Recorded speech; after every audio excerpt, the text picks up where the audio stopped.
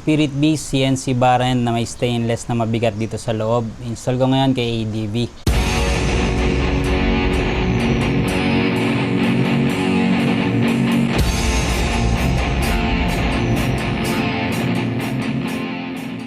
Ito yung itsura ng bar end, kulay titanium siya. Actually, ang in-order ko black, pero titanium yung pinadala. Sa box ang nakalagay din, black.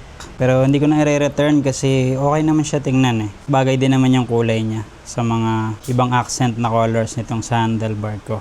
Meron siya ditong Spirit Beast na text, yung dalawa. Allen bolt na merong lock washer. Two-piece construction siya. Ito, stainless steel na mabigat. Ito naman, T6 aluminum. Compared sa stock, mas mahaba siya. Compare natin yung timbang ng stock. 223.7 grams. Ito namang Spirit Beast. 152.7.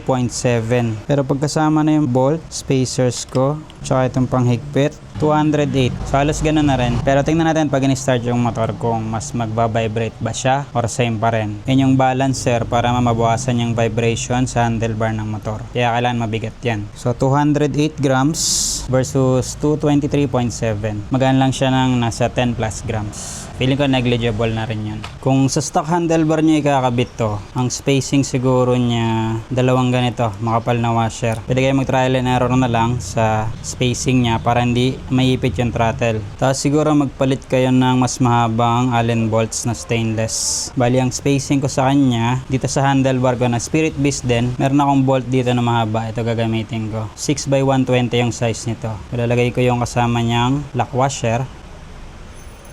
Tapos yung cover na T6 aluminum. Yung stainless part niya na mabigat.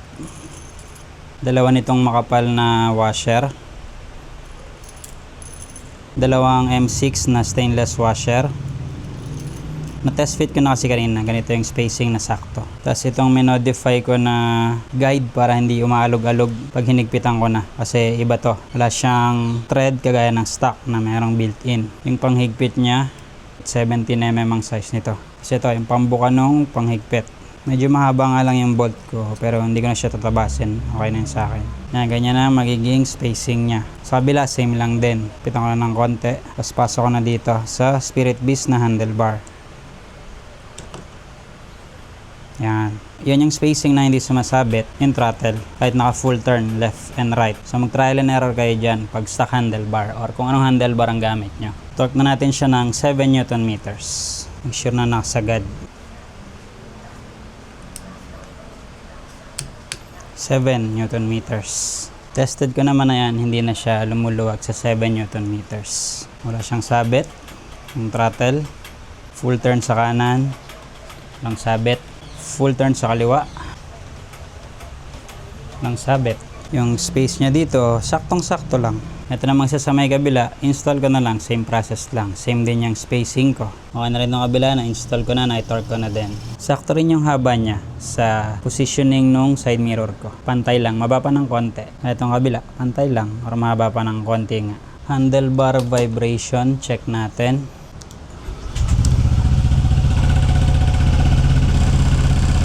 Parang kagaya lang din ng stock. Ganyan talaga yan pag naka-center stand. Pero pag nakababa na,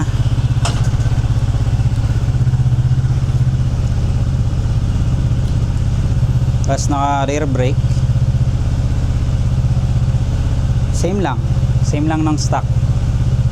Wala siyang difference. Kaya magpapalit kayo ng bar end, mas okay talaga yung mabigat, yung malapit sa stock yung timbang, para hindi siya magbabibrate ng malakas. Yan, parang stock lang din yung vibration. Same lang. Okay na, yung Spirit Beast weighted bar ends. Para terno sa handlebar ko na Spirit Beast din. Loko nga lang yung seller black, yung order ko titanium pinadala. Pero okay lang, bagay naman siya.